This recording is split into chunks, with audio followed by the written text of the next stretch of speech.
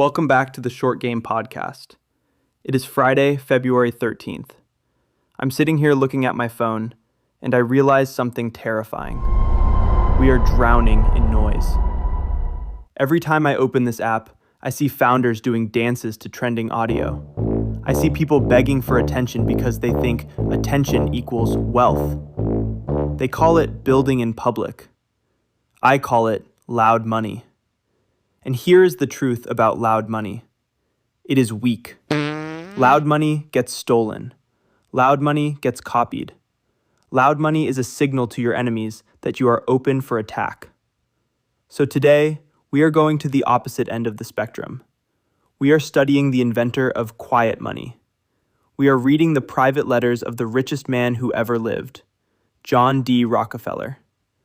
This guy owned 2% of the entire US economy. He controlled the energy of the planet. And do you know how many times he bragged about it? 0. He was a ghost. He didn't want to be famous. He wanted to be inevitable. I'm Drew Meitner. I'm building NexYear. And I have a choice to make. Do I listen to the gurus and become a content monkey? Or do I shut my mouth, build the monopoly, and let the results make the noise? We're going to find out. Let's get into it.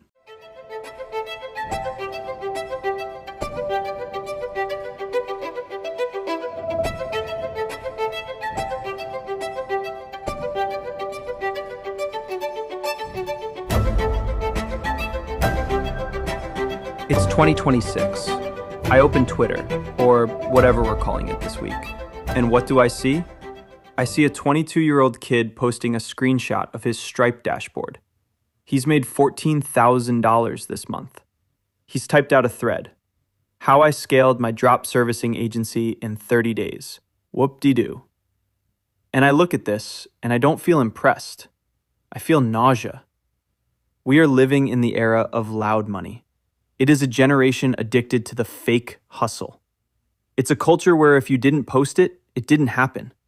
You guys are screaming for validation from strangers who want you to fail. You are posting your revenue numbers like they are high scores in a video game. Let me tell you what that actually is. That is not a flex. That is a target. You are literally signaling to the world, I have money, I have a loose strategy, and I am insecure enough to tell you exactly how I did it. You are begging to be robbed. You are begging to be copied. Now let's look at quiet money. Let's look at the ghost, John D. Rockefeller. We are reading the 38 letters from J.D. Rockefeller to his son. This man, at his peak, controlled an estimated 2% of the entire American GDP. Do you understand how much money that is? That isn't I bought a Lambo money. That is I bought the government money. And do you know how often Rockefeller went on the radio to brag about his quarterly earnings? Do you know how often he explained his 5-step funnel to the public? 0. He was a ghost. He operated in the dark. While his competitors were loud, he was silent. While they were seeking headlines, he was buying the pipelines. The clown screams for attention because the clown is the product. The tycoon disappears because the tycoon owns the building the clown is performing in. Today, on the Short Game Podcast, we are dissecting the Rockefeller Protocol. We are not treating this book as a history lesson. We are treating it as a survival manual for the information age. We are going to answer the question, can you still build a monopoly in silence, or has the world changed too much? I'm telling you right now, the world hasn't changed. The physics of power are the same. Silence is the ultimate weapon. Focus 1. The virtue of silence. Let's get into the letters. There is a specific concept Rockefeller hammers home to his son, John. It's about the danger of arrogance and the necessity of silence. In letter 11, Rockefeller lays it out cold.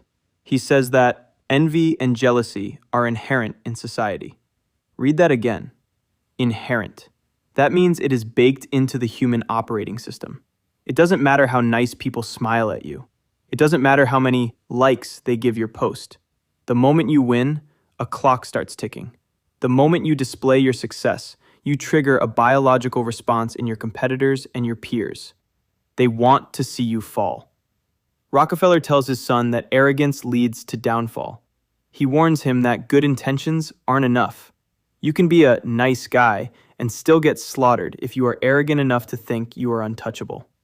In letter 14, he gives the tactical solution: lower your profile.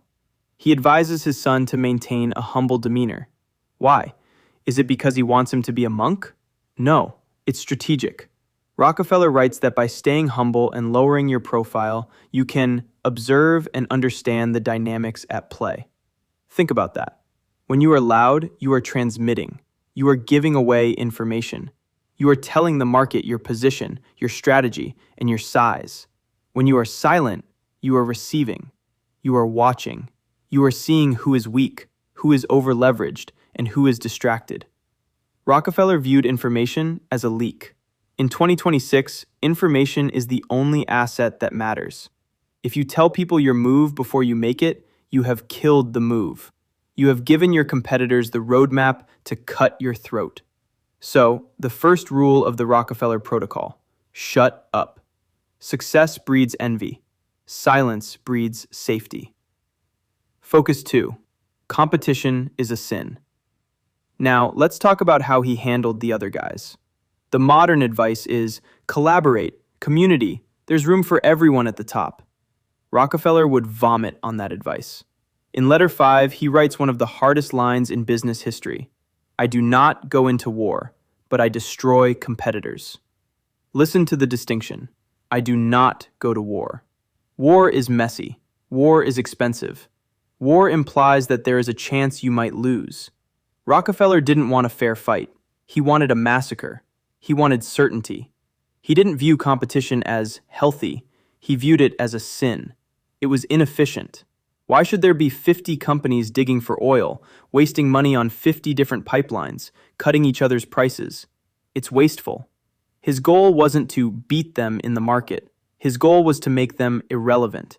He achieved this through controlling supply and pricing. He standardized the industry. He owned the refining.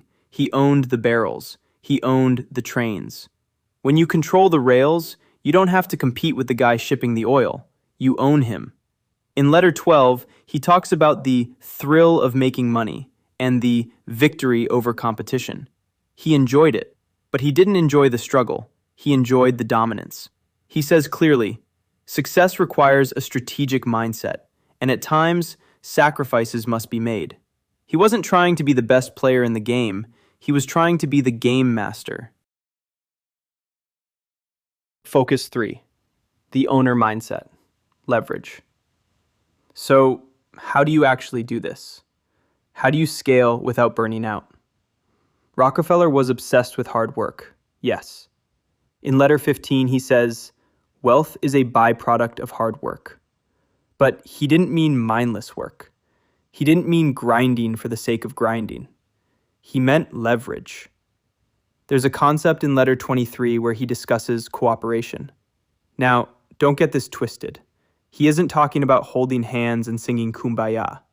He says explicitly that cooperation is a tactical advantage.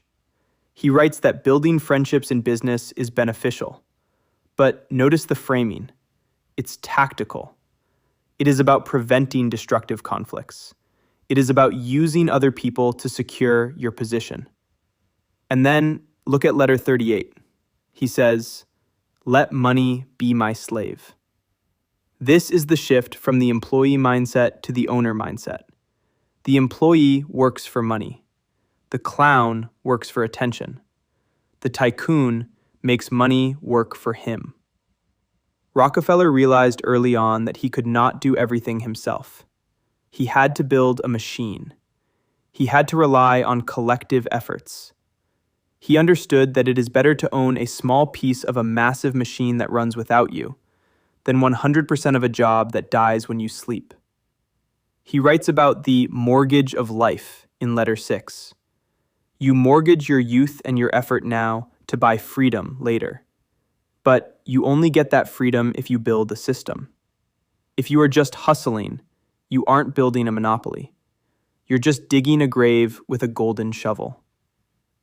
So, how do we apply this? How do I apply this to NexYear? I'm 25. I'm building a high-end agency, and every marketing guru in my ear tells me the same thing. Drew, you need to be a personal brand. You need to dance on TikTok. You need to be a public character. And then I read Rockefeller. Rockefeller says, arrogance leads to downfall. But he also says, I do not go into war, but I destroy competitors. So here is the NexYear protocol.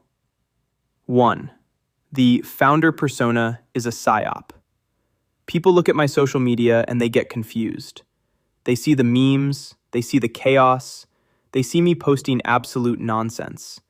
And they think, oh, Drew is just a clown. He's just having fun. Good.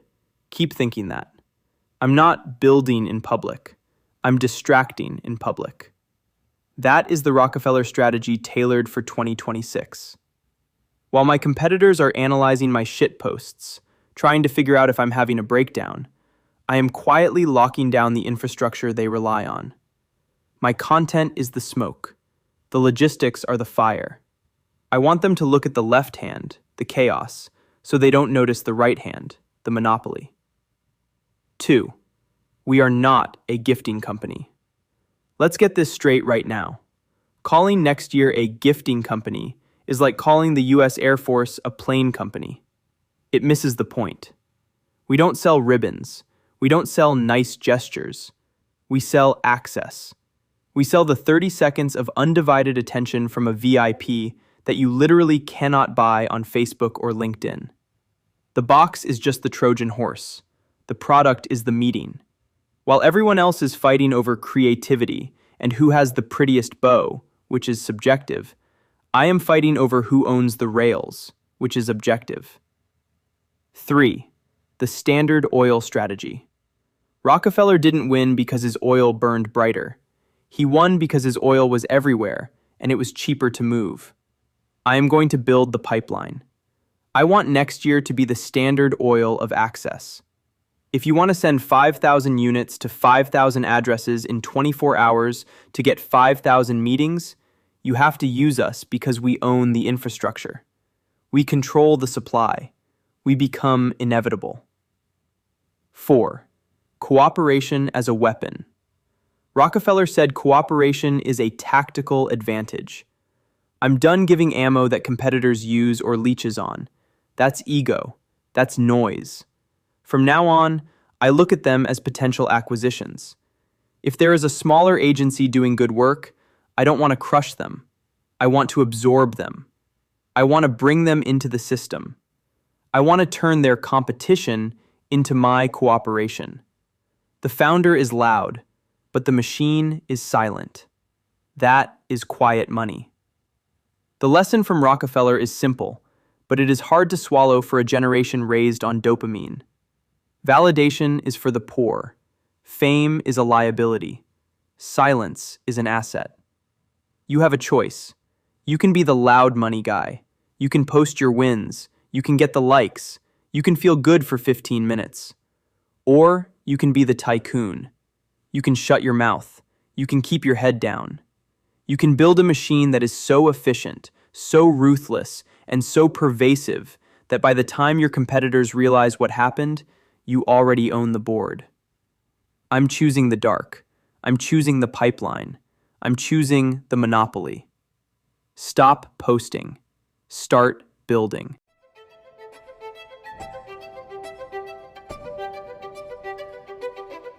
Here is the bottom line. There are 2 ways to play this game.